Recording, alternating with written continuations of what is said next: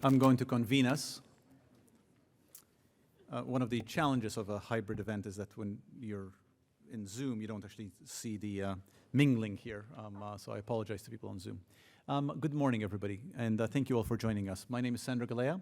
I have the privilege of serving as Dean of the Boston University School of Public Health, and on behalf of our school, welcome to this public health conversation. In particular, a welcome to all of you joining us in person as we reimagine how to create in-person convenings in a world that is emerging from a pandemic, and to those who are joining us remotely. Now, these events are public health conversations, whether in person or online, are meant as spaces where we come together for the discussions that help shape a healthier world. Guided by experts, we engage collectively to sharpen our thinking about the issues that matter most for our health. Today's conversation is part of a series focusing on our school's strategic directions. These directions serve as focal points for our work, guiding our scholarship, pedagogy, and practice. Thank you for joining us for today's discussion. I want to say thank you to the many who have worked to make today happen. A first thank you is to Professor Julia Raifman, who for the past year has served as our intellectual lead on our health and equity strategic direction. I want to say thank you to Dean's office and the marketing and communications team, without whose work none of these events would ever happen. Thank you to all of you. Now, on to today's event. We have long known in public health that the challenge of racism undermines the health of populations. However, progress in the area has been painfully slow, and we are recognizing more and more how much racism shapes not just the world around us, but also the institutions within which we work, the very institutions that aim to work towards shaping the health of the public.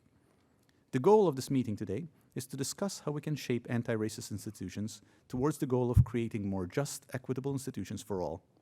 It is a tall order for a conversation, I realize, but it is through such conversations that ideas emerge, where we can challenge and nudge our thinking towards creating better institutions, towards better health for everybody. I very much look forward to the conversations that shall emerge. Today's event will be divided into two sessions. At this morning's session, our speakers will lead us in a discussion of how we can shape an anti-racist approach to building a diverse academic community. After a lunch break, we will reconvene for the afternoon session on building anti-racist academic institutional policies.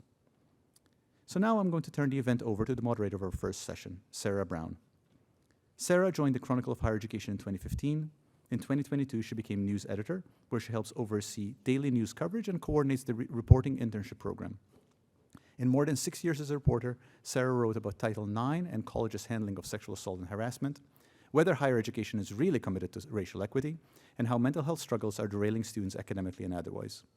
Sarah studied journalism and political science at the University of North Carolina, Chapel Hill, but she likes to say that she really graduated from the Daily Tar Heel, where she was a reporter and editor for all 4 years.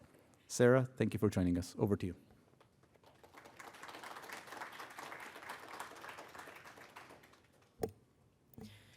Thank you, Dean Galea, for that very nice introduction. It's my pleasure to be moderating this morning's conversation, an anti-racist approach to building a diverse academic community. As a journalist, I have been reporting for the past few years on diversity, equity, and inclusion, anti-racism efforts, and campus culture, both problems and solutions. And particularly last year, I spent some time following up on the many promises that colleges made in the aftermath of George Floyd's murder in 2020. And I found that institutions had hit a lot of roadblocks in their efforts to try to make progress on these promises. In fact, some of them had just completely fallen by the wayside. And in my reporting, I found kind of three barriers among many others that were derailing change in higher ed. One was that in trying to satisfy very different constituencies, institutions were really struggling to sort of build consensus. Students don't necessarily want the same things as faculty, as alumni, parents, lawmakers, community members, and that was presenting a real challenge. Another thing I found was that colleges were hiring diversity, equity, and inclusion staff, and then they weren't empowering them to do the work, so they quit. And another thing I found was that a lot of institutions created task forces, working groups, committees, but it was really just for the appearance of creating a committee, and there was never any intention of these committees actually creating any change. So I say that to sort of set the tone, set the table for our conversation today, that even well-intentioned efforts in higher ed have fallen short for a really long time. And that, in my conversations and my interviews with people across higher ed, I've heard a lot of emphasis on urgency, that diversity, equity, inclusion, anti-racism, it's not just the right thing to do, it's actually an urgent priority because higher ed institutions the student bodies are changing very rapidly. And if higher ed institutions don't change with them, they're going to fall behind the times. So I wanted to just sort of set the table for our conversation with those remarks. A quick note about the format. After speakers have presented, we will have a moderated discussion. After that, I will take questions from the audience and from our online audience. If you would like to ask a question in person, please wait for a mic to be handed to you. For the online audience, please submit your question into the Zoom Q&A box, and the team here will read your question. One other update before we begin. Unfortunately, Dr. Evelynn Hammonds is unable to join us today, but we have a great panel nonetheless. Let me now introduce our first speaker, Professor Audrey Bowden. Professor Bowden is the Dorothy J. Wingfield Phillips Chancellor, Faculty Fellow, and Associate Professor of Biomedical Engineering and of Electrical Engineering at Vanderbilt University. Prior to this, she served as Assistant and later Associate Professor of Electrical Engineering and Bioengineering at Stanford University. Dr. Bowden has spoken publicly about her own experiences as a Black woman working in the field of engineering and has written several papers addressing racism within the academic world and how we can combat it. Dr. Bowden.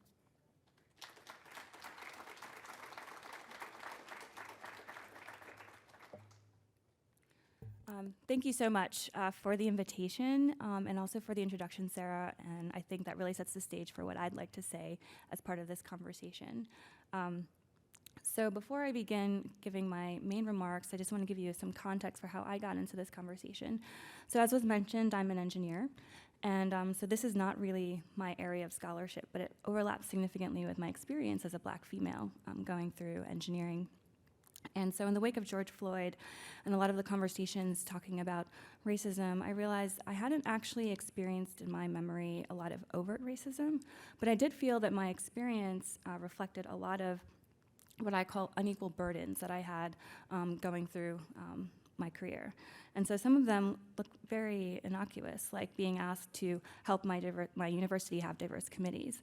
So take last week, for example, I was asked to be the diversity speaker for a student organization, which is great, and I would love to contribute to that.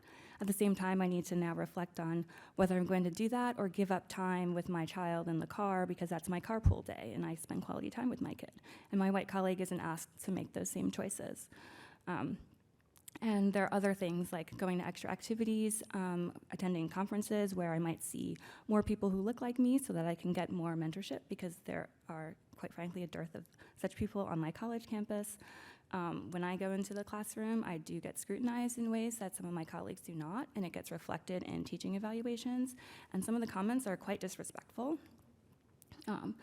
Every time I walk into a room, I remember when I first started as a junior faculty member, I would go into a meeting, and if it was like an event for the chancellor or something, I was wondering, okay, if they take my picture, is it going to show up on the front page of the university's website because they want to showcase their diversity initiatives?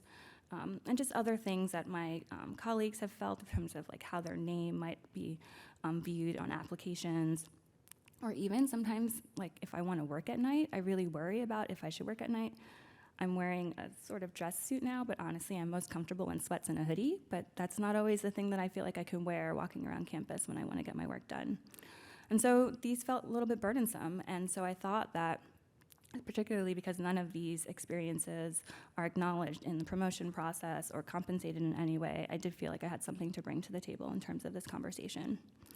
I also heard around this time a quote that I thought really embodied some of my life experience, which was the idea of systemic racism, which isn't something that I had known really how to define it, but someone defined it as living in a system that's not defined with you in mind. And I think a lot of us might have experiences of that based on our different identities, but this really embodied a lot of my experience as well. So in the wake of George Floyd, several of us in engineering decided, well, we probably need to say something. And so a group of us in engineering got together and formed a collective. And as part of that collective, we decided didn't want to just talk amongst ourselves. We wanted to do something. And so I, in particular, wanted us to put a paper out there and really charge institutions to think about how to become more anti-racist institutions. And so I'm not going to talk through what's all in that paper. And if you'd like to, I encourage you to read the action item list that's at this link here. But the paper actually has targeted recommendations for various constituencies. But most important, when I was helping to draft this paper, my co-author and I said, if we write this paper, but people don't come to it with the right perspective, they're not going to do anything with this paper. And this is really related to what Sarah was just saying about lots of plans are made, but not everything is followed through. And so we felt that it was important to establish 5 principles before you really engage and do this work that should frame what you do and how you think about it. I call them pre-decisions or pre-commitments. And so that's really what I'm going to talk about with the rest of my time today. So the first principle is attitude, okay? So here's my boarding pass that got me here. It says Boston on it, and I'm gonna make a confession. I almost got on the wrong plane, okay? So I was sitting in the airport knowing that I'm going to Boston, and then all of a sudden, there's all this stuff going on in the PA system, and then I hear a call for a plane to Boston, except it's the gate right across from where I'm actually sitting. And I'm like, oh my goodness, they're boarding my plane. So I get up and I move over, and I don't want to be embarrassed because people are like, why is she leaving? So I go sit over there, and I'm like, okay, great. I plug in my computer. I'm sitting there waiting.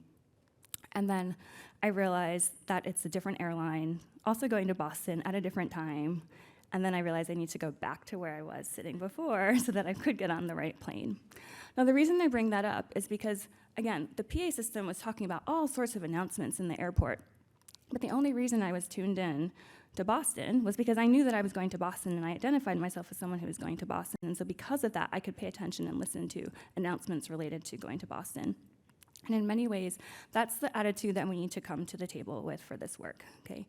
So unless we agree and assume from the beginning that we have something to learn, that we are potentially racist, we're not going to be attuned to the recommendations. If you read a paper but you come to it thinking, oh, I'm not racist, this doesn't apply to me, it's going to be really easy for you to look at this and see that there's nothing for you to get done. And so really famous quote that I like is, whether you think you can or you think you can't, you're right. Basically, your attitude frames what you're going to get out of anything else. And so if you take nothing else away from today's conversation, I encourage you to open yourself up to the idea that you might be racist so that you can listen to what everybody else has to say and the recommendations and identify something that might actually be meaningful and lead to change.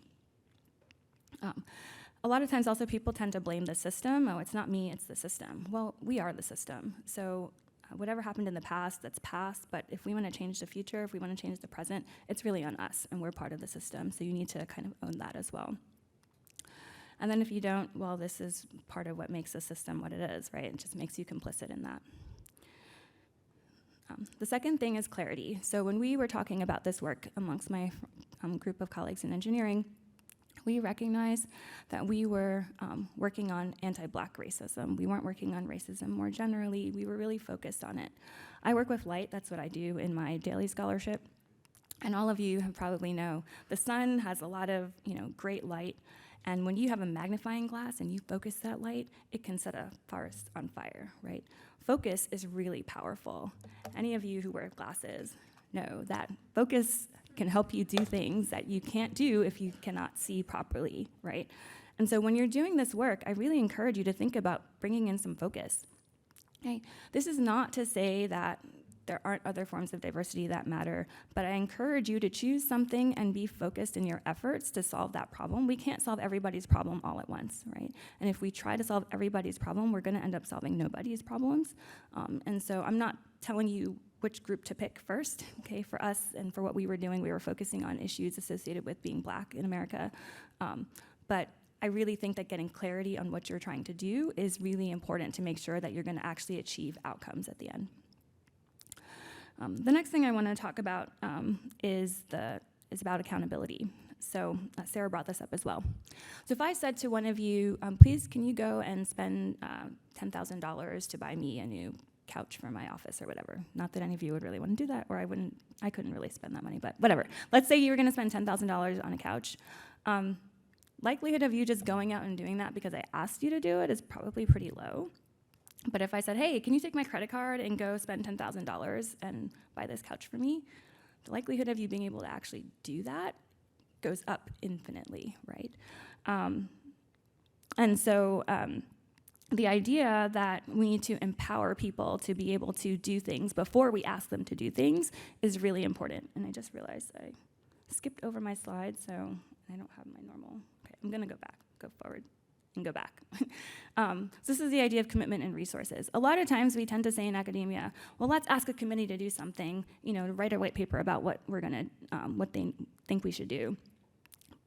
But the better way to do it is say, hey, here's committee, whatever you come out with, here's $10,000 that you can spend to implement those changes, right? And then those changes become a lot more real.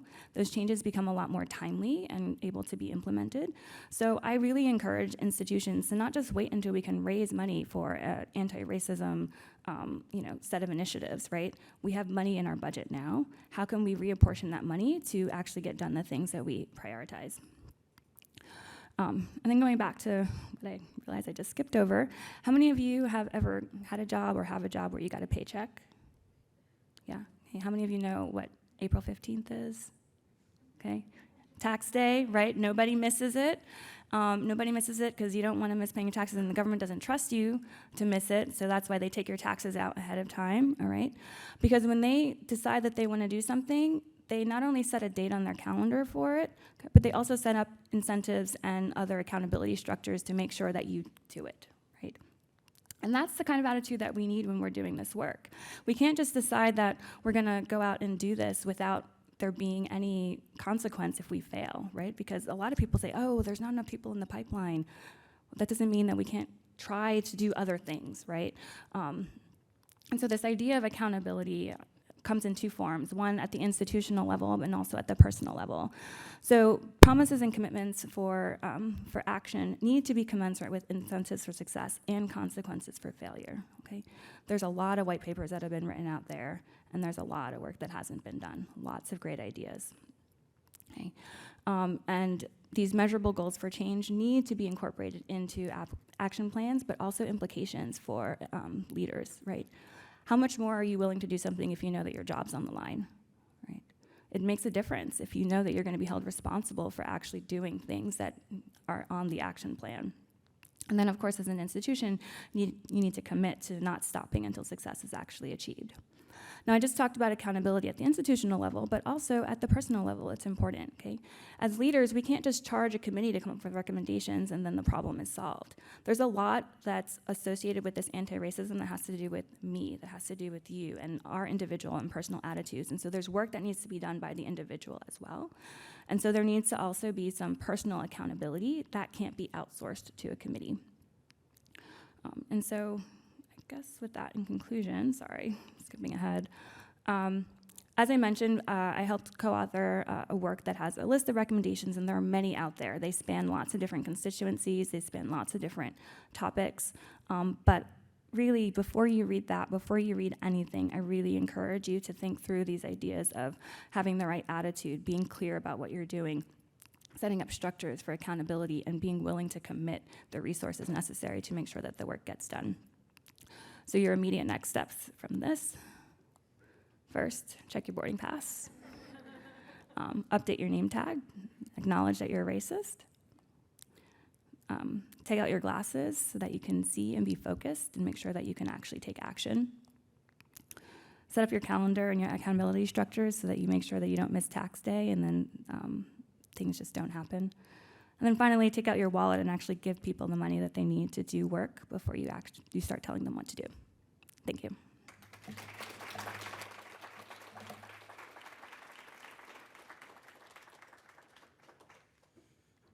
Thank you, Dr. Bowden. Next up is Professor Utibe R. Essien. He's an assistant professor of medicine at the University of Pittsburgh. Professor Essien's research focuses on racial disparities in the use of novel therapeutics in the management of chronic diseases, including atrial fibrillation. He has applied his health equity research framework to the COVID-19 pandemic, rapidly becoming an expert in examining the disparities that disproportionately affect minority communities within COVID-19. Dr. Essien is a fierce advocate for diversity and equity in medicine, speaking nationally on the topic, and co-founding an anti-racism in medicine podcast for the Clinical Problem Solvers podcast. Dr. Essien.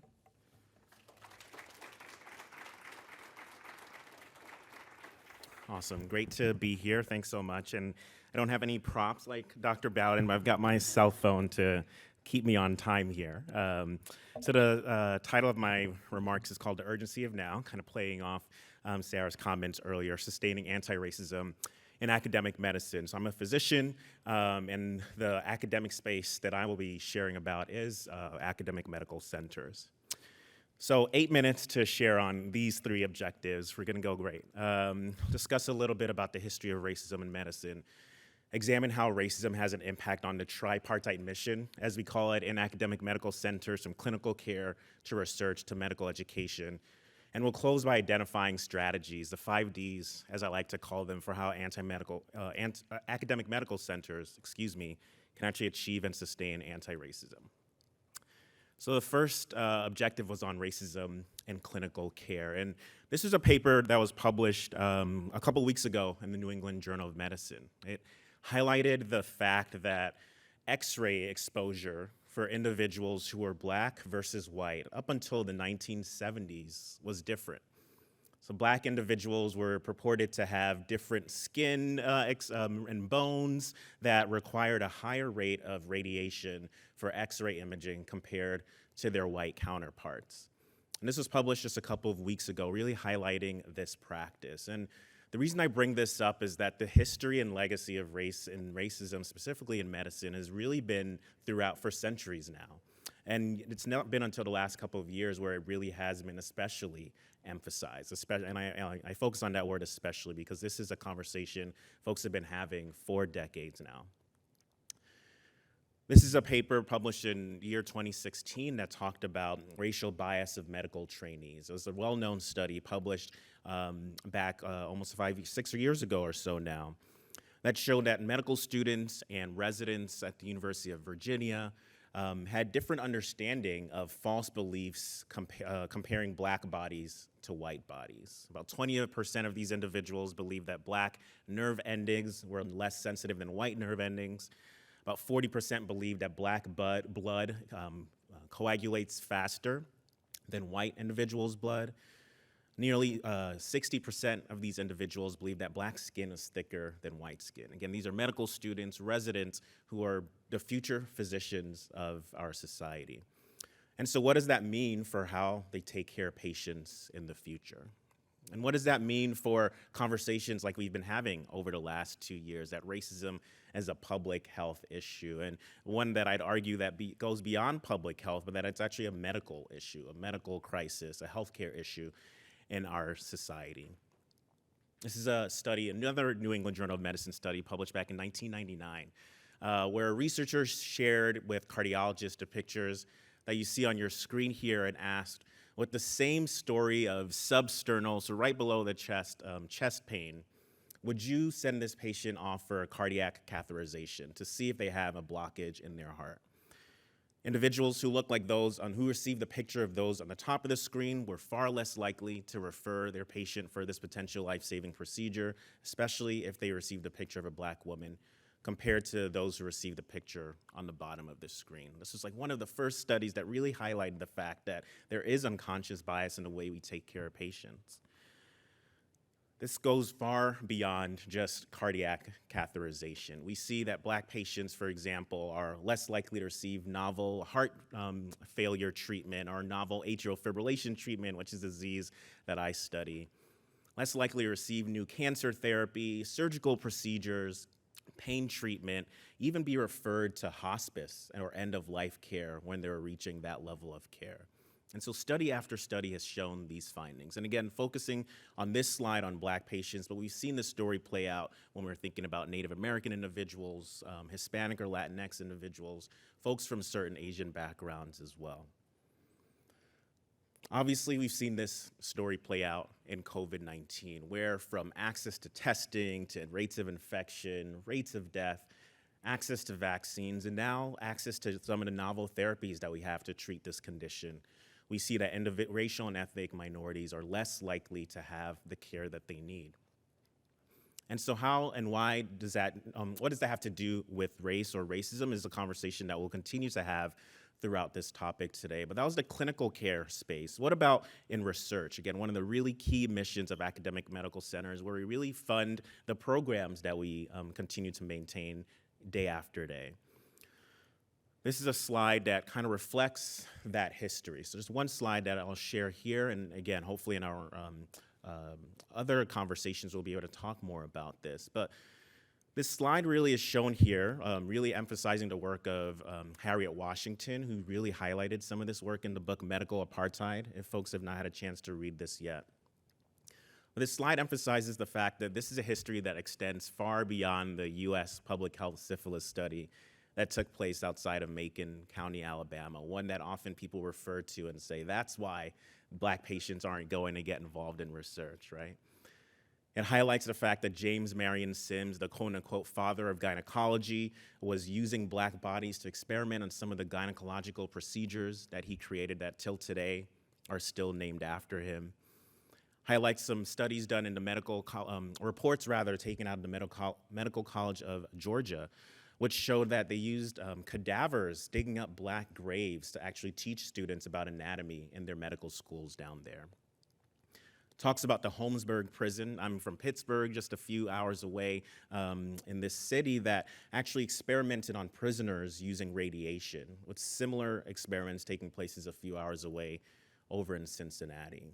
And again, this really is a history that's so important to know, a history that we didn't learn during medical school when I started just about 13 years ago, but one that really examines and describes why there may be some understandable hesitation for why individuals may not be super excited about getting involved in that new COVID-19 drug trial.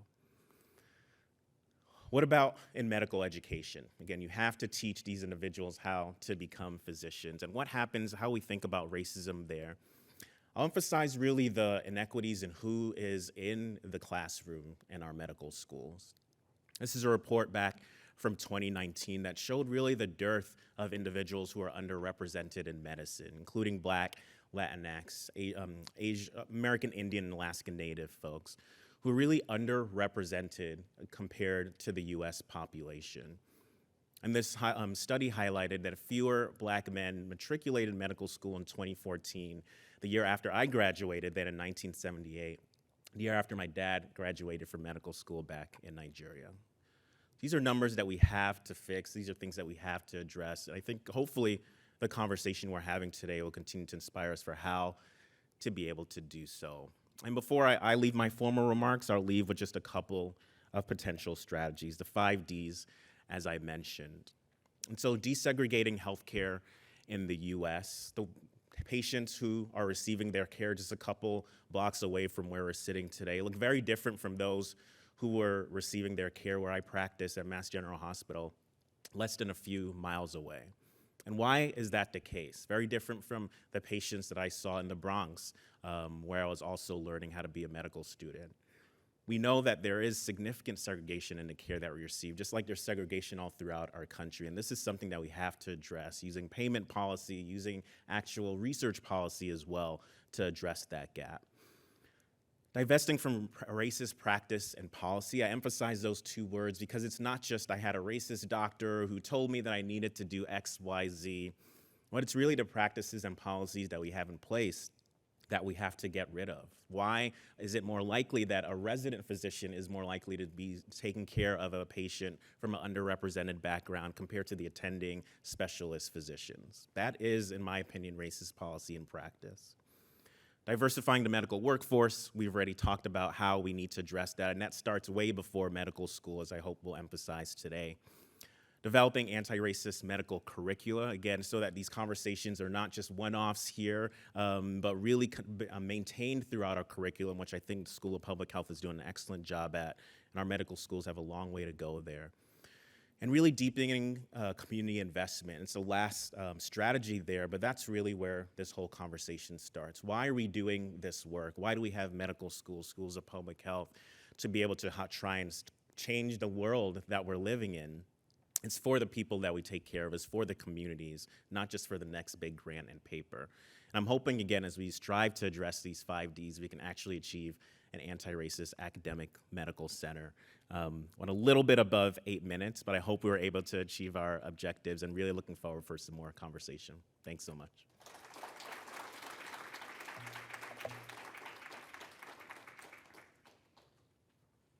Thank you, Dr. Essien. Now we will hear from Dr. Mariah Kornbluh. Dr. Kornbluh is an assistant professor in the psychology department at the University of Oregon. Dr. Kornbluh's scholarship addresses issues of inequality at the intersections of race or ethnicity, gender, social class, immigration status, and other social forces by exploring how children and adolescents develop an understanding of structural inequalities and the agency to engage in social and political action.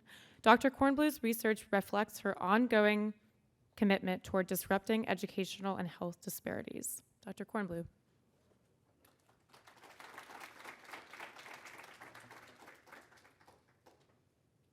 Thank you so much for having me here today.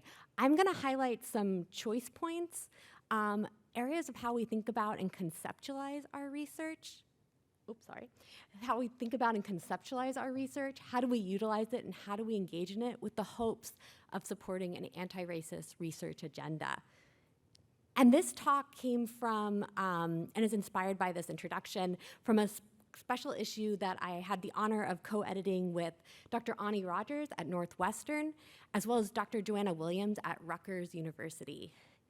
And here we really want to reflect within our field, which is developmental psychology, an opportunity to present and engage in methods that promote anti-racist scholarship.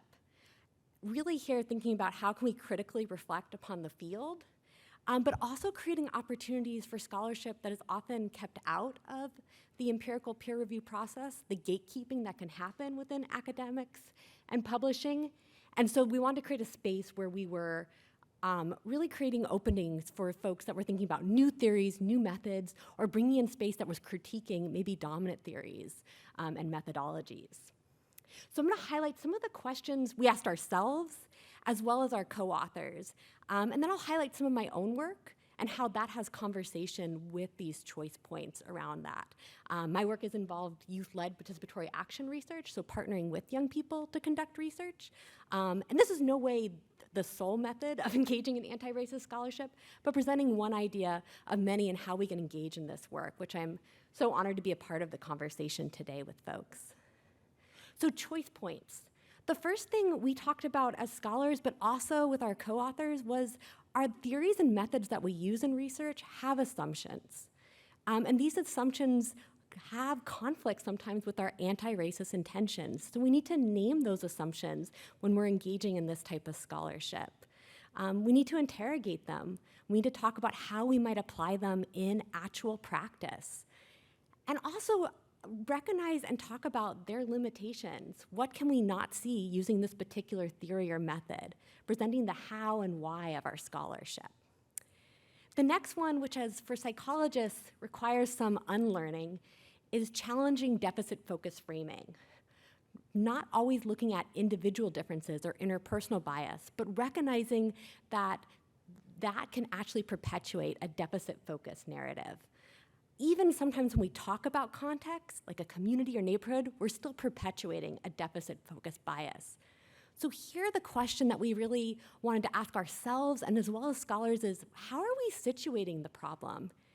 As a developmental psychologist, is it the individual youth? Or is it the families, the neighborhoods, the communities, or systems, structures, and institutional practices? Are we being really specific in our work in naming those institutional structures, systems, and practices, rather than perpetuating a deficit-focused narrative? Are we being evident in our research around that? And another key component that I think has been really highlighted in these talks as well is activism, access. Is what we're actually doing research on mattering to the communities we claim to care about? As a developmental psychologist, can educators, teachers, young people themselves use the research that I'm generating? Can they access it? Does it actually have an impact on their lives? And so here were kind of some key questions we asked the co-authors as well as ourselves in thinking about our scholarship, thinking about our practice, trying to build anti-racist practices here. In no way a mutually exhaustive list at all. So youth-led participatory action research is one methodological as well as epistemological approach that recognizes that young people are whole beings that are able to interrogate, name, and challenge social issues in their lives.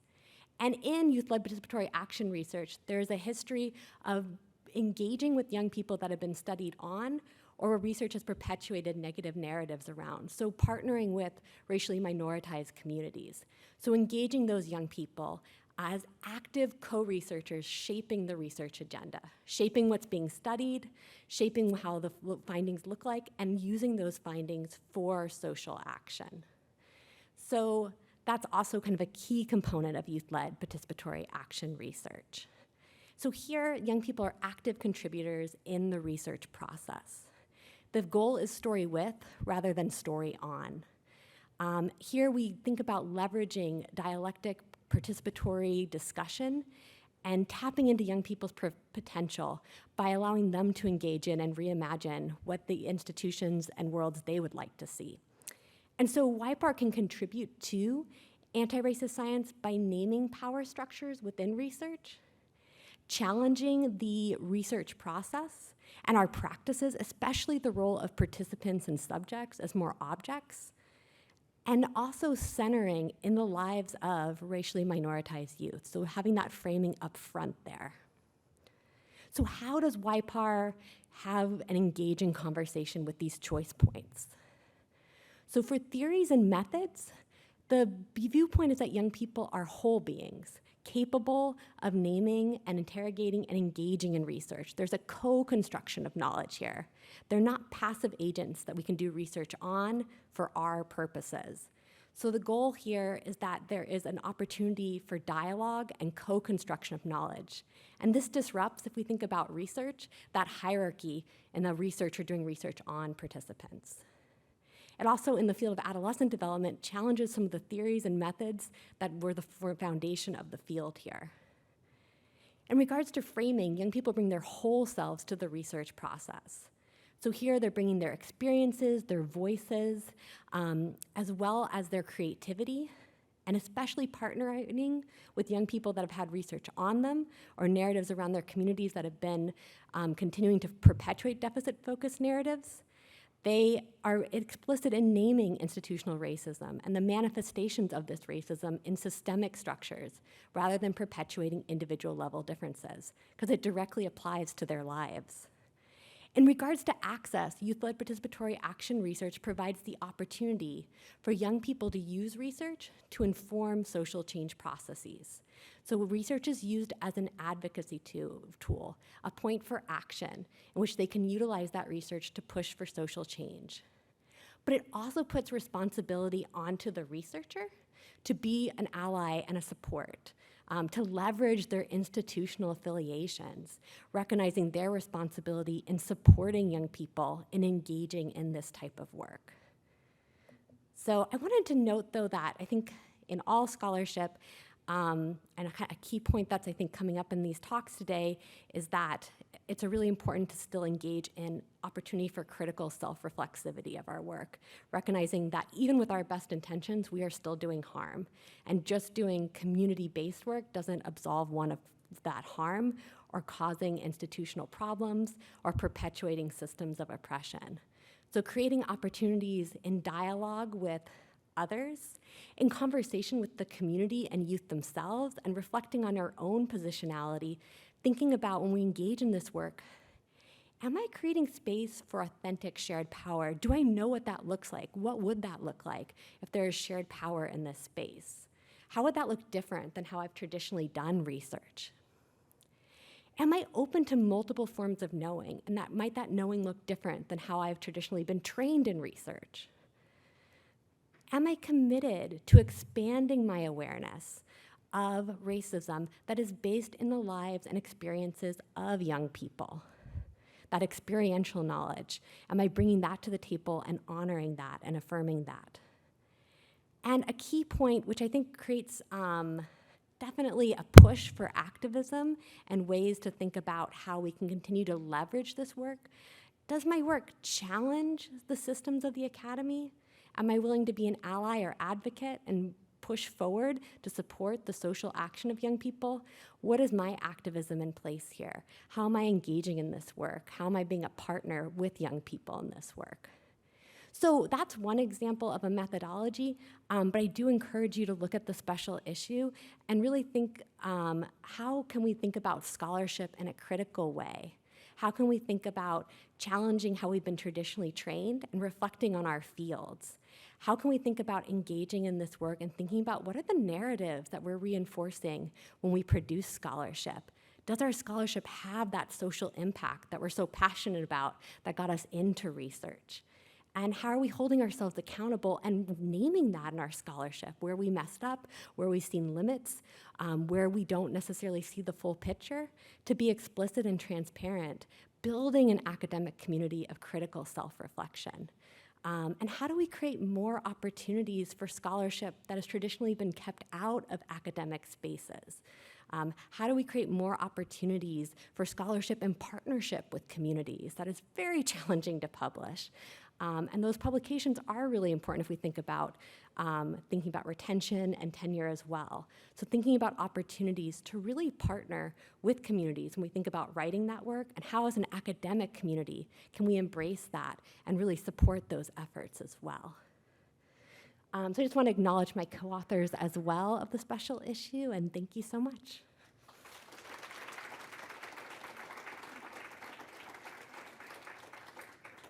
Thank you, Dr. Kornbluh. I'm struck so far about the sort of range of things that sort of contribute to building a diverse academic community. I mean, yes, it's like the number of students, academics, leaders from marginalized backgrounds, but it also means culture, it also means research agendas, it also means medical practice. It's such a fascinating range of topics that we've covered so far today.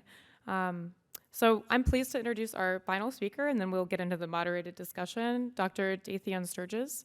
Dr. Sturges currently serves as the Department of Family Medicine Vice Chair for Justice, Equity, Diversity, and Inclusion, and Assistant Professor of Family Medicine, Associate Program Director of Regional Affairs and Jedi at the University of Washington School of Medicine. Dr. Sturges also practices as a family medicine provider at UW Primary Care Northgate. He's active in the PA Education Association, where he serves as the chair of the Diversity and Inclusion Mission Advancement Commission and as a member of the Editorial Advisory Board. Dr. Sturges.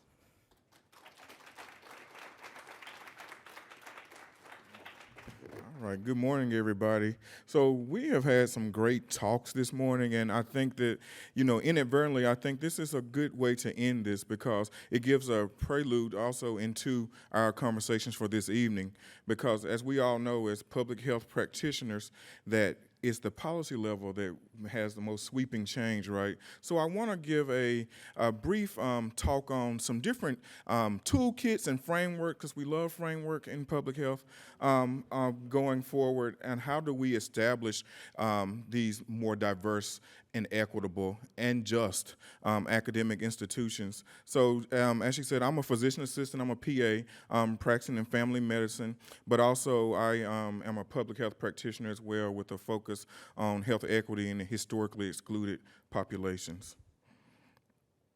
So I'm an old country boy from Louisiana originally, so I love giving analogies and stories. So picture it, Golden Girls, picture it. We are traveling down this road toward anti-racism, because we're not there, right? I don't think anyone can honestly stand up and say, I am anti-racist. We're on a journey together toward anti-racism. So this road symbolizes that journey, but also imagine a car on that road, and we're all in that car together, and we all are going toward the same direction. Do not feel bad if you pull over on the side of the road and let people out along the way who do not need to be in the car. So I always want to say, make sure that this work is meaningful. Reflect back on the transactional model, do your primary appraisal and secondary appraisal to see where you need to go and what kind of coping mechanisms you may need along the way, because it gets hard sometimes. So I wanted to today talk about some sample frameworks and some available toolkits that are out there that will help us advance anti-racism and DEI in our academic institutions, as well as discuss some strategic as well as some intentional opportunities toward anti-racism as it relates to our policies and our institutions as a whole.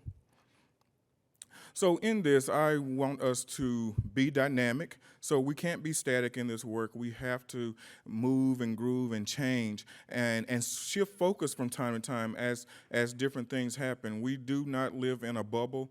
We live in a world that's constantly changing and things are going on around us.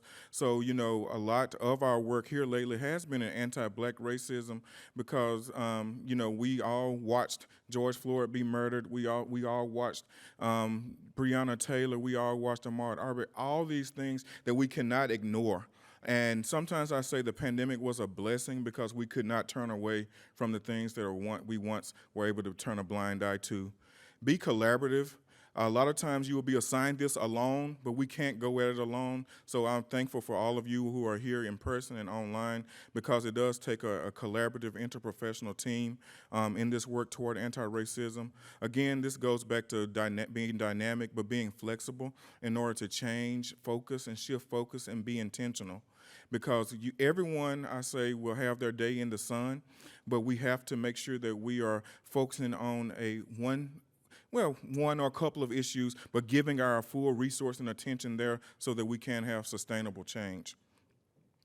So one of the ways that we do that is like, look at the social ecological model. We're at the top. We're looking at the policy level. So we want to make sure we're reviewing existing policies through what I call a Jedi Lens. I had a good conversation with someone last night about our term Jedi, which is justice, equity, diversity, and inclusion, and looking at it through an anti-racist lens. So every time I'm reviewing policy or we're looking at handbooks and different procedures, I put on my Jedi hat, I say, and I say, okay, let me look at this critically through a Jedi lens. And so at the University of Washington, we have this equity impact tool of how we review different policies and procedures. So you can use this actually in creating policy and procedure, but also in really just dissecting and seeing how do we need to change or do we not need to change. I will say we went back here recently looking at our policies and procedures in the Department of Family Medicine, and they were last updated in the 60s. So you can imagine, right? So this is some ways on how to critically appraise your policy. So look at the scope. Really look at who are the stakeholders, and also who needs to be at the table when we are coming up with these policies and procedures. Like, who is it about? Because, you know, one thing we talked about community participatory research, you can't really do it without knowing and involving those that it's going to affect. Look at how you will assess equity and the community context.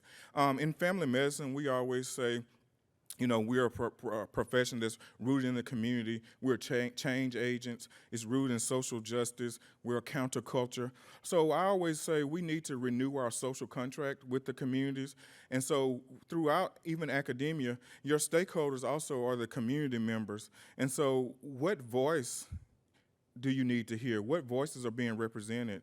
What's the impact on known disparities of the community? So if you go in blind and don't even know the disparities, it's kind of like just throwing spaghetti against the wall, right? And just seeing what sticks.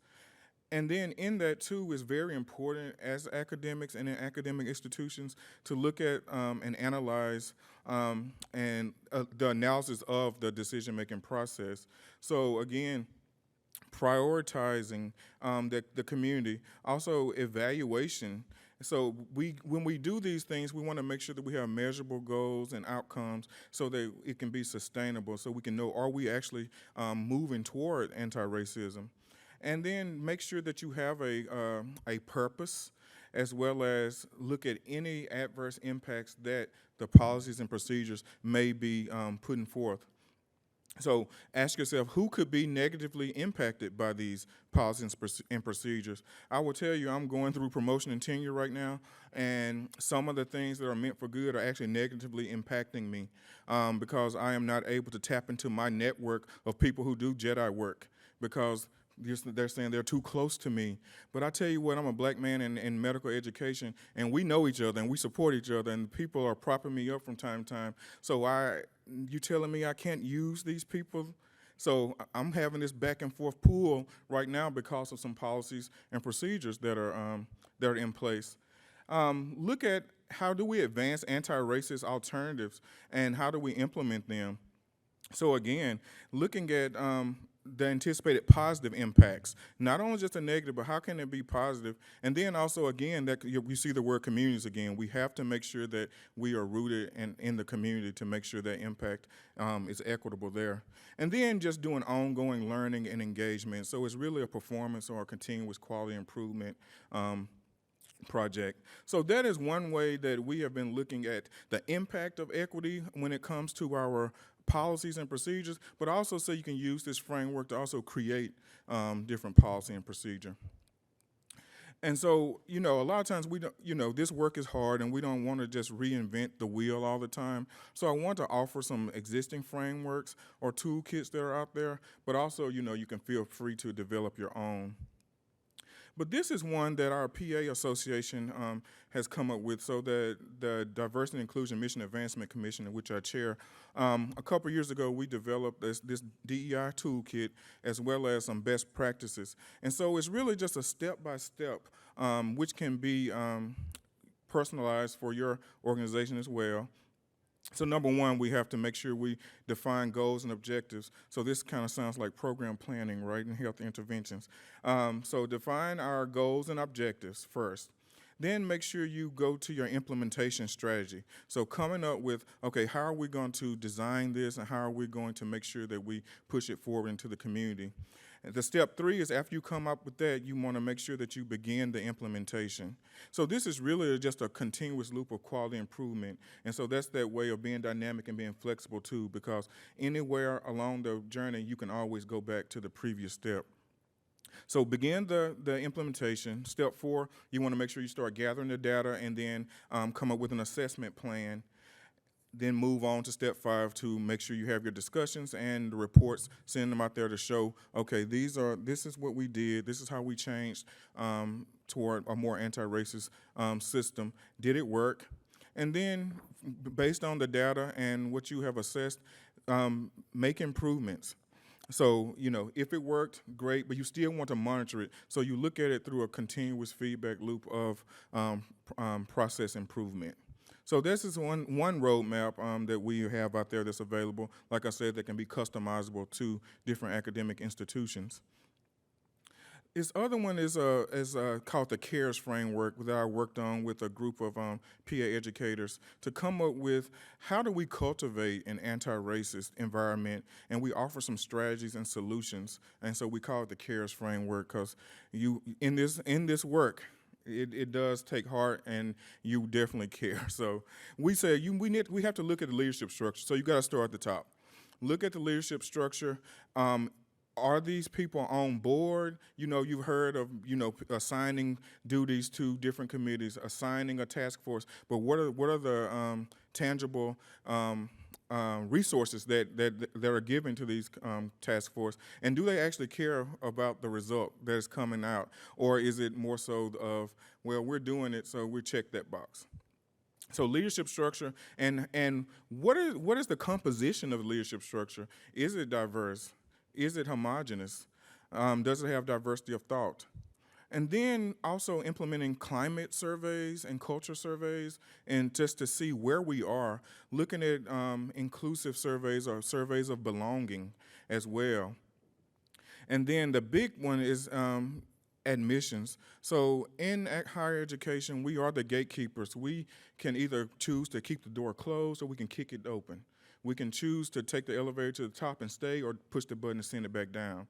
And so admissions is very important. So the buzzword now is holistic admissions, right? But are we really doing that? Are we removing barriers? Are we looking at applicants through a lens of equity, through a lens of justice?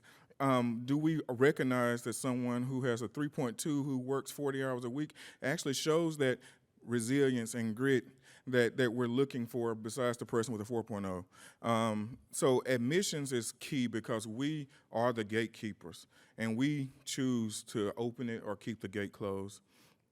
A curriculum, so that was mentioned earlier too. So looking at curriculum, how are we incorporating anti-racist pedagogy? How are we incorporating structural competency into our curriculums, and also teaching history? So I teach racism in medicine topic at the University of Washington, and we do a timeline just as you kind of saw here, and we start 1609 and go through present day.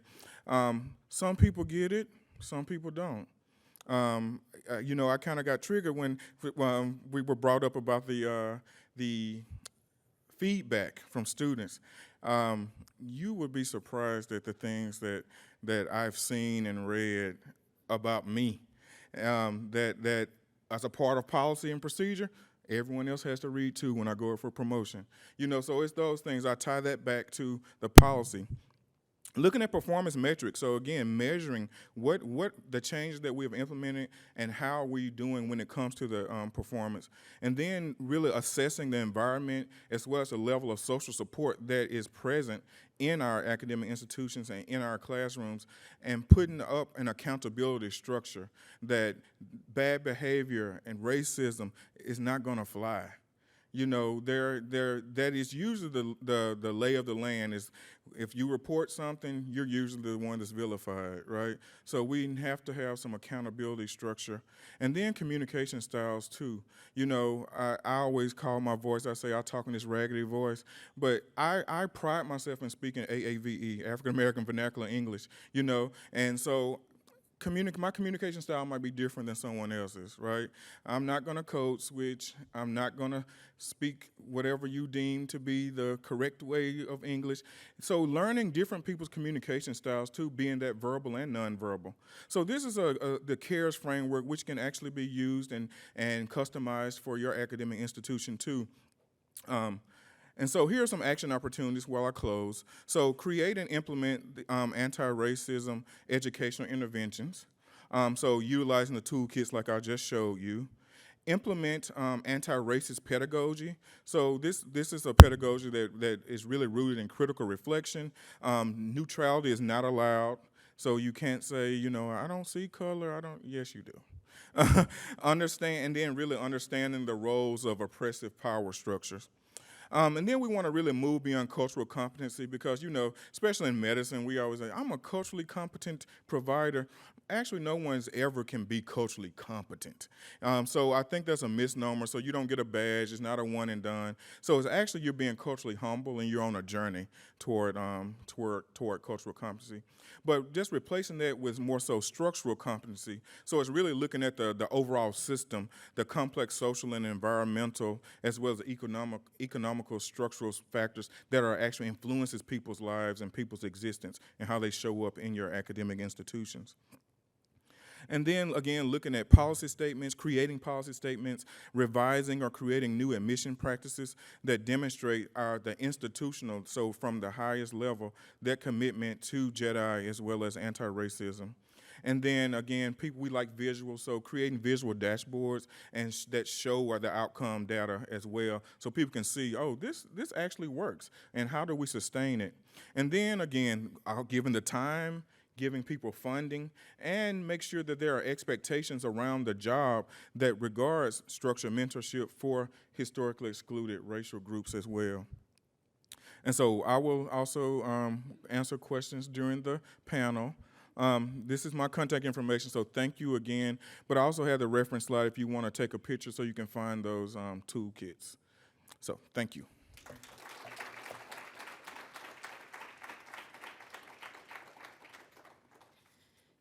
Thank you, Dr. Sturges. And now I'll invite the panel to join me on stage for a little bit of discussion. As a reminder, if you're in person, there'll be a mic to answer questions. And if you're on Zoom, please use the Q&A function. All right.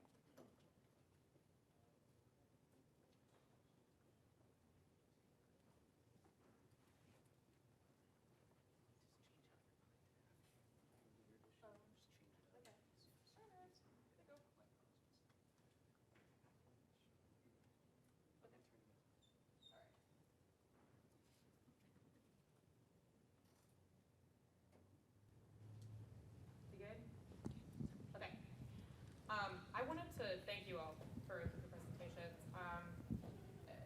I wanted to ask a couple of questions before I go to the audience, and one thing I wanted to touch on this theme of building a diverse academic community is sort of diversifying the scholars, the faculty. Cluster hires are something that a lot of institutions have recently committed to as one way of bringing in a wider range of perspectives onto the faculty. How can the institutions support and retain those faculty? And what else? Oh, okay. And what else can help diversify the pipeline for scholars in higher ed? Are we going down the line, or? Just jump on in. Okay. I can say, well, really, if you want to build a diverse pipeline, it's a few things. So, honestly, a lot of people are kind of starting from scratch. So optics are very important too. If you can see it, you can be it. So if you don't see it, that's one way. But also looking at what are the generational inequities that accompany people from underrepresented or historically excluded backgrounds. For example, when it comes to historical inequities, when it comes to wealth building. So, what are you investing into people who come here, who actually come with loans, who come with also, they might be a first generation college graduate who actually has money, who also has responsibilities to help the people back home. So, if you don't have different competitive packages, sometimes even diversity bonuses, if you're not aligned with the HRSA loan repayment programs, those are some things too that, a lot of people say, well, they just didn't come because we weren't competitive or the salary. Yeah, that's half the problem. Or maybe not even a quarter of the problem. It's really understanding and looking at history and the historical inequities, intergenerational things, and understanding that and how using some of those frameworks or using policy, how can we actually address that? So that's just one thing I think that we can add on. How do we add more diversity into academic institutions? Yeah, I 100% agree. I think the financial piece has to be addressed before we start to address this piece of diversity. When we saw, there's a couple of years ago, a headline that said the wealth of Black Americans in Boston was $1. Like that as the cumulative wealth of Black individuals in this city. That's not sustainable when you're paying $300,000 to go to medical school, probably here at BU, but same at Albert Einstein where I went to medical school. So absolutely have to focus on the finances of academic education. I think the second around cluster hiring is that, yes, you can bring people in, but what happens over those first 3, 4, 5 years when they're at the institution? We we check off the box, recruit our most diverse faculty, residents, fellows, whoever it is that we're recruiting. What happens on the ground? What does that culture look like? And I think the I part of the DI effort has to be emphasized, or really addressing the culture. And so all of these roles that we brought on into our institutions need to really reflect on the retention part of recruiting diverse faculty members as well as trainees. And if I can add just 2 other thoughts. I think part of the idea with bringing in cluster hires is you think, okay, these people can be there for each other. But it's not enough for them to be there for each other. They still need the support structures that everybody else gets. So just doing the hiring itself is not sufficient. Okay, there still needs to be a lot of work done on the ground to make sure that those hires are going to stay the course and be successful. When I was a junior faculty member, there was a department at my institution who hadn't tenured a female faculty member in, I think it had gone on 20 years or some very large, ridiculous number. And the department just kept saying, oh, well, we just haven't found qualified candidates. The question becomes, at what point does the department own that they did not prepare those candidates to be successful at the tenure process, right? And so I think it's not sufficient for us to just bring people in, but departments, institutions need to own responsibility to make sure that they get them across the line so that they can stay there, that they want to stay there. I was overhearing a conversation on the bus this morning about, how institutions can signal to people that we want you to be here. What kinds of additional top-offs or whatever can you give to make people want to come, to make people want to stay? I think all of those things are really important to make sure that those cluster hires are not just investments at the beginning, but they actually become investments that lead to a return. Just to add in, I think also this idea of when folks are doing, kind of expanding this idea of the tenure and promotion process, so the labor of the diversity work, activism, doing community-based work, it is often not part of people's tenure portfolio, and it's not recognized, and that has an impact on equity with tenure and promotion too. So expanding how we define tenure and promotion, what are the guidelines here, the work of diversity, equity, pushing for more equitable pipelines, that is not just service, that needs to be kind of recognized in a holistic package, and thinking about tenure and promotion, which is still very narrowly defined, this work. Yeah, I actually wanted to ask a question specifically about what you just raised, sort of this idea this idea that DEI work is not rewarded in tenure and promotion. This is something we've done some reporting on at the Chronicle. There are some institutions that are trying to add DEI in some capacity to tenure and promotion. I'm curious if you all have thoughts on how can the tenure and promotion process recognize that work more adequately, so that the tenure process doesn't just sort of skirt over all of this unequal burden. You were talking about sort of unequal burden and all of the extra work that you have to do as a faculty member of color. How can the tenure and promotion process recognize this work? Yeah. I'm going through it right now, so I could speak You have to thoughts? that.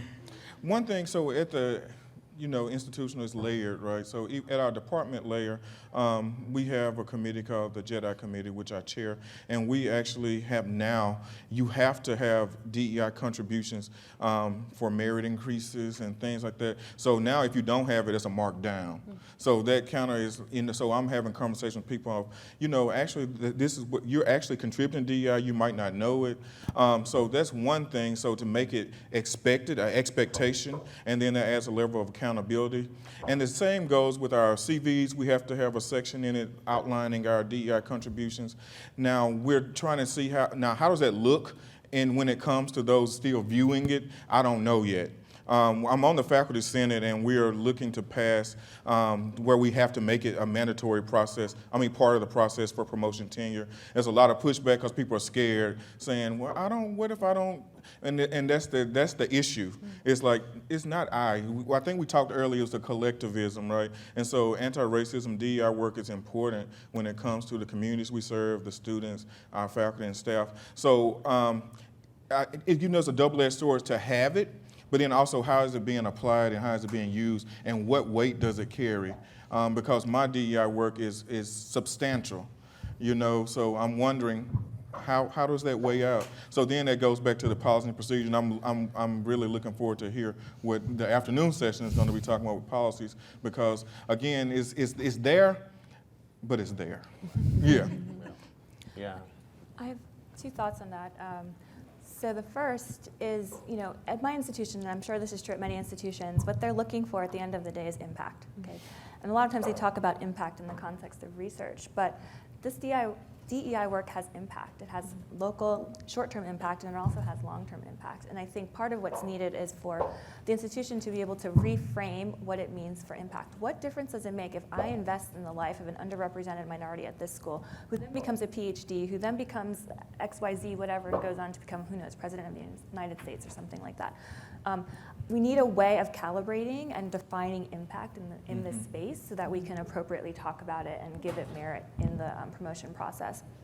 I think the other thing that's missing right now is just this understanding that there's a reallocation of time that needs to happen. We all have the same 24 hours in a day, but we're spending them in different ways, right? So if I'm here, I'm not having research meetings with my students. I'm not, teaching my class. I have to spend the night, preparing my lecture for tomorrow or whatever.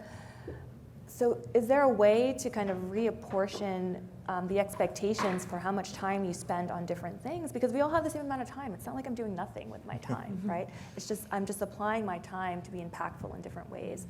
And part of the challenge with DEI work in particular, at least for myself, a lot of the things I'm asked to do are one-off things. They're not sustained activities, and it's hard to put that on a CV. Every time I go speak at a student event, my list that on my CV somewhere, or where. We're not coached on how to represent that best in your CV.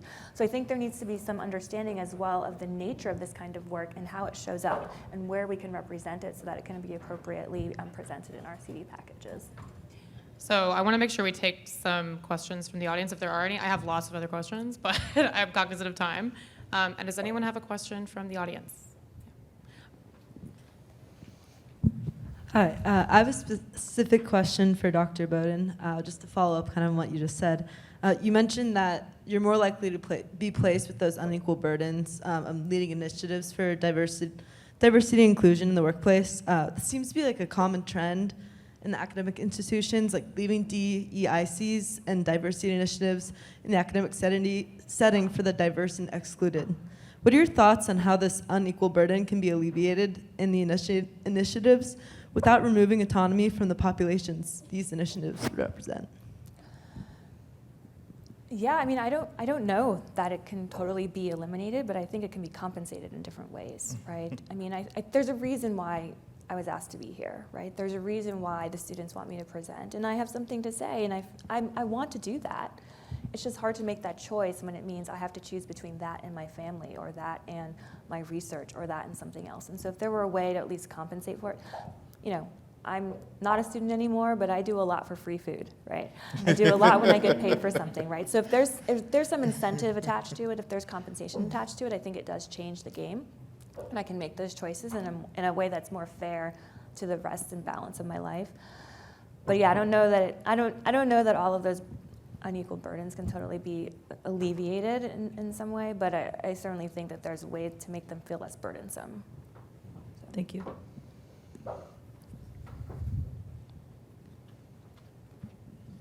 First of all, thank you, everybody. That was really interesting. I'm actually wondering if I cannot ask all your opinions on sort of perhaps even pushing the question further, because, you know, I hear the ideas that emerge from a talk like this, and I sort of agree with all of it. And then I also hear the comment, I can't remember who made it, but, you know, there's 24 hours in a day, 7 days in a week.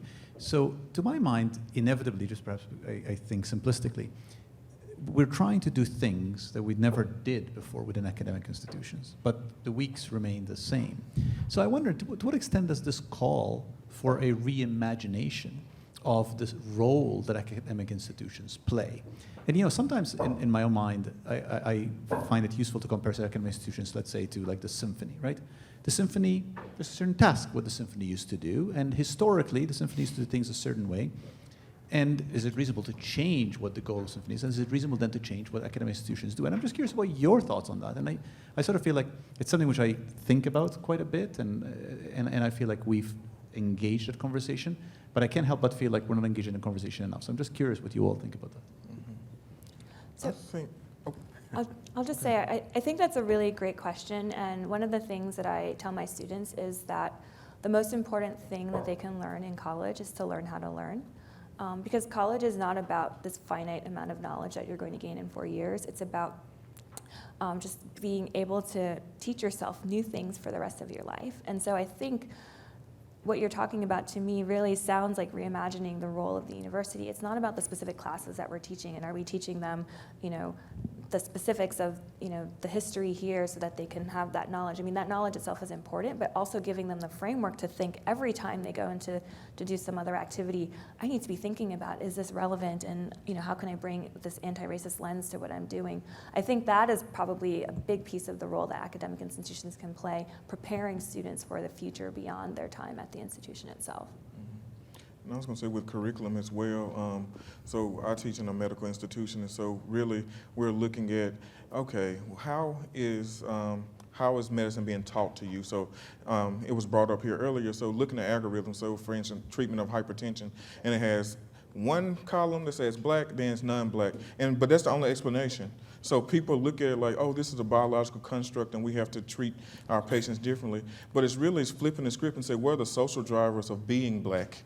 Are the lived experiences, the cultural things that maybe predispose people to hypertension, right? So, and looking at incorporating all that into our curriculum, but also for the people, I was thinking about unequal burden, is if you're a faculty or staff, you have FTE, which is time. So institutional support looks like dedicated FTE toward this work.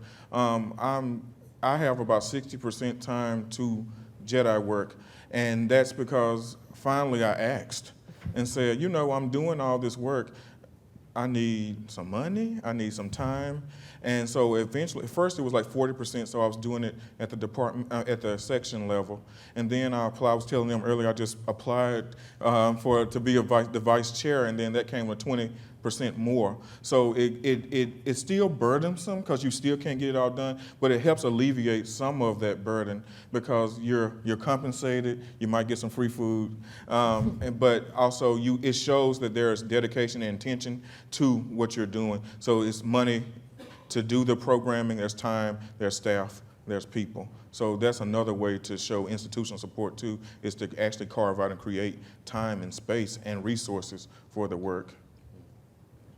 I think like Dean Galea mentioned, like this work has been happening for years and for centuries in this way, where the coin of academic medical centers, for example, is research. You get your NIH grant and you publish your papers. And that's really, in the end of the day, what people are looking for. Yes, everything else that we do is helpful, is appreciated, is acknowledged on the school's website, but get your grants and get your papers. And until that system gets changed, I think a lot of what we're talking about today is not going to be impacted, which I'm really looking forward to this afternoon session, because again, I think that addresses the policies in place. So when the new NIH director, or replacing Dr. Collins, decides that anti-racism and justice and equity is going to be a focus, and that people who study those issues actually get funded in the same level that people who study the biological sciences or genetic sciences, a lot of what we're talking about today is not going to change. In the same way, the journals like the New England Journal that I highlighted, until they publish and decide that prioritizing health equity work is going to be a priority, people like us are going to continue to do this work and get patted on the back by folks who are in these leadership spaces. So I think that's where the reimagining needs to happen, that shifting. I think you showed a slide in the talk last week of the 4% or so of work that gets funded for health services research, and that's not even just health equity research compared to all the other sciences that we see. And I think until that changes, again, a lot of what we're talking about today will be really hard to shift.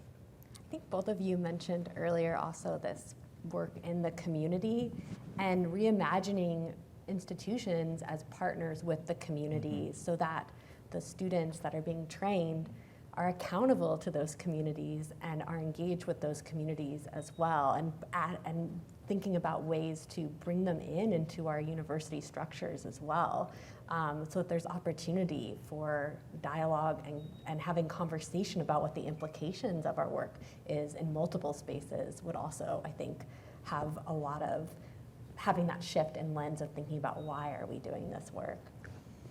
We have a question from the audience. There has been some pushback on the concept of woke medicine, with the opponents saying that anti-racist medicine could itself lead to bias because it is divisive. How could anti-racist advocates help debunk that myth? Are we working, so I'll just speak from the medical standpoint. Our goal is health equity. How is that divisive? You know, I think that these buzzwords, woke medicine, I would rather be awake than sleep. You know, and if you want to call it woke, let's call it woke. But it's really doing the human good thing when it comes to providing opportunities, providing resources, building up generational knowledge, generational wealth, generational health, and working toward a goal of that's creating equitable spaces. And so I know people get all up in arms about, well, you're giving people resources that the other person doesn't have, but then let's move on to justice then. Let's remove the barriers, and then people won't actually have to have that extra resource because we look at things from an equitable lens. So that's my patience is kind of a little thin toward that type of rhetoric, because that rhetoric in itself is divisive. And so it kind of sullies the work the necessary work that has to be done. So I say, if you're being called woke, stay awake. Yeah, I think well said. We have another audience question. Yes. Oh, we want to go over there? Yeah. We'll go over there. Grace, what I think.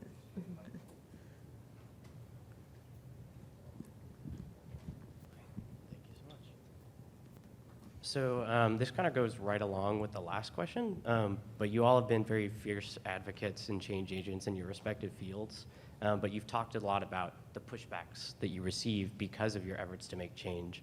So what do you think have been the greatest sources of pushback or the greatest barriers that you all have faced to trying to even engage in these efforts or disseminate the information that you find from these efforts?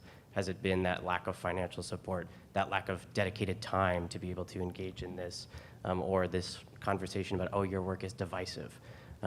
So what have been those greatest sources of pushback to even engaging in your activism and anti-racist based efforts in higher education? I mean, I personally don't feel like I've gotten much pushback, but I do have a realization that this doesn't count much from my promotion process, right? And so it's not that anyone's saying, oh, you shouldn't be doing that work. It's that they'll say, oh, well, you didn't do enough of this other work, right? And so, yeah, I think that's really, for me, what I've observed. And, you know, in some ways, I'm kind of like biting my tongue for the day when I reach that final promotion level where it doesn't really matter anymore. But until then, I think that, for me personally, I think that's been the challenge. And then, of course, there are personal challenges, but there hasn't been pushback on that, right? It's, do I do this or spend time with my kid, right? That's hard. I feel like there's a lot of fear still, even for early career folks who may worry that the institutions who do decide on whether or not we get promoted are not going to value this work, but on the other extreme are actually going to like push down the work. I had colleagues, African-American colleagues, who said, actually don't mention your anti-racism podcast or don't mention your anti-racism papers in your promotion packet because you never know who's going to read it. And so if the person who published the piece in the New York Post about woke medicine is also on the promotion committee, which they probably are, will they kind of ding me in that regard, despite the numbers of papers and grants that I have? So I think that fear is real, and a lot of folks earlier on in their careers are bringing it up. And I think the other fear is that this is going to end soon. I posted a picture of the flyer from today, and my friends are like, oh, do people still attend sessions like that around anti-racism? And then I had to send a picture of the crowd here. But I think there is this worry that, well, you know, these grants are going to run out eventually. Yes, that was a cool topic around 2020, but is that really what you want to focus your career on? And I do think, again, that a lot of people are voting with their feet around how to take that risk, so to speak. I think in my reporting on this too, one thing I've heard from people who are trying to advance this work in higher ed is, especially among faculty, is that faculty say, well, yeah, I care about diversity, but I really care about excellence. And that there is this, that there's this divide, this disconnect between diversity and excellence. But then, you know, you talk to people who are sort of advancing diversity, equity, inclusion, and like the two things are not able to be divorced. I mean, diversity and excellence go hand in hand. But that's certainly something I've heard from people that I've interviewed. That's all the time that we have. Thank you to the amazing panel. And thank you to the audience for the questions. And I'll turn it back over to Dean Galea. Thank you. That was outstanding. There is food now in the back, and we have 25 minutes just to mingle and talk amongst ourselves, and we'll come back at 12:30. Thank you, everybody.